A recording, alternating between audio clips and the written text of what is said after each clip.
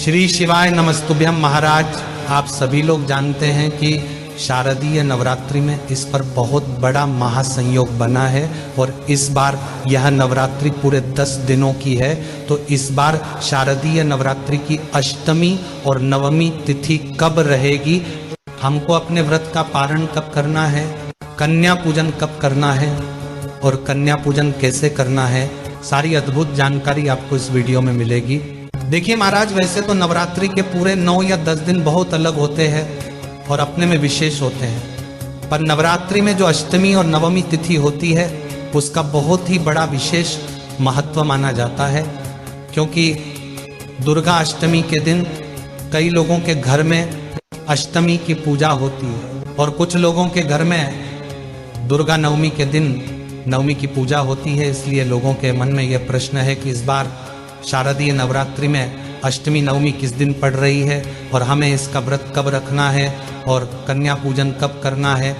देखिए महाराज, इस बार नवरात्रि में दुर्गा अष्टमी की तिथि 29 सितंबर को शाम 4:31 से शुरू होगी और तिथि का समापन 30 सितंबर को शाम 6:06 पर होगा।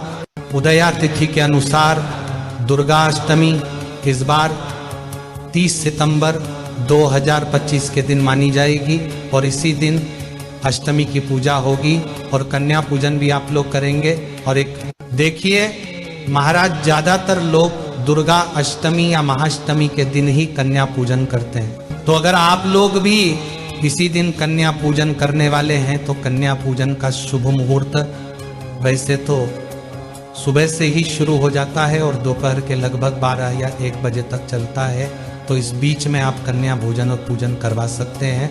और अगर आप अष्टमी के व्रत में कन्या पूजन कर कर अपने व्रत को खोलते हैं तो वह सारे कार्य भी आप कर सकते हैं।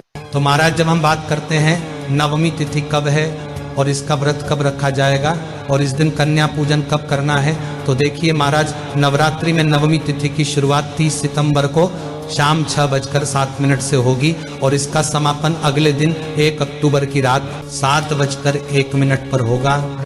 उदया तिथि के अनुसार नवमी तिथि 1 अक्टूबर 2025 के दिन ही मानी जाएगी और इसी दिन आप सुबह से लेकर दोपहर के 12 या 1 बजे के बीच में कन्या भोजन करवा सकते हैं। और महाराज, कन्या भोजन करवाने के लिए आप अष्टमी को या नवमी को जब भी कन्या पूजन करें तो आप इस दिन सुबह जल्दी उठ जाए, स्नान कर ले और भगवानों को स्नान कर दे और पूजन कर ले और कन्याओं को भोजन कराने के लिए तैयारी शुरू कर दें।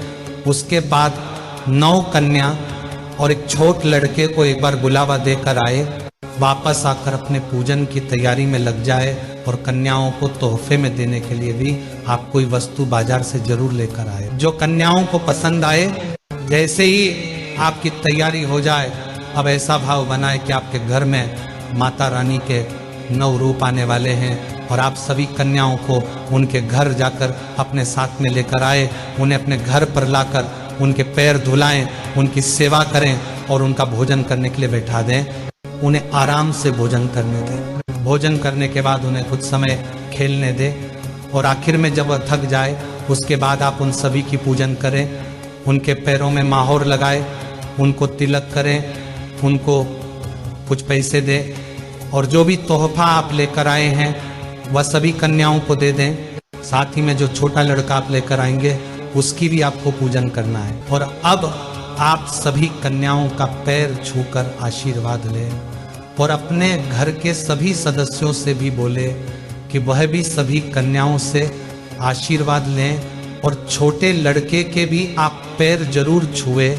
महाराज, अब आप सभी कन्याओं को उनके घर तक छोड़कर आए और आपका कन्या पूजन यहाँ पर पूरा हो जाता है। वैसे कन्या पूजन सुबह के समय ही कर लेना चाहिए, पर लेट हो जाए तो दोपहर को 12 बजे से पहले कर ले तो अच्छा है।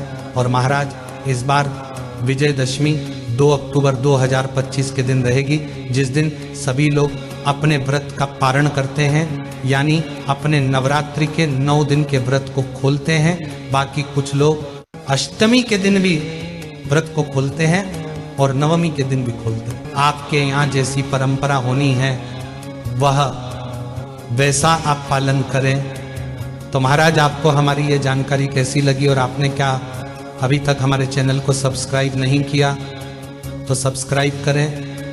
और आप हमारी ये वीडियो कहाँ से देख रहे हैं जरूर बताएं। श्री शिवाय नमस्तुभ्यम महाराज।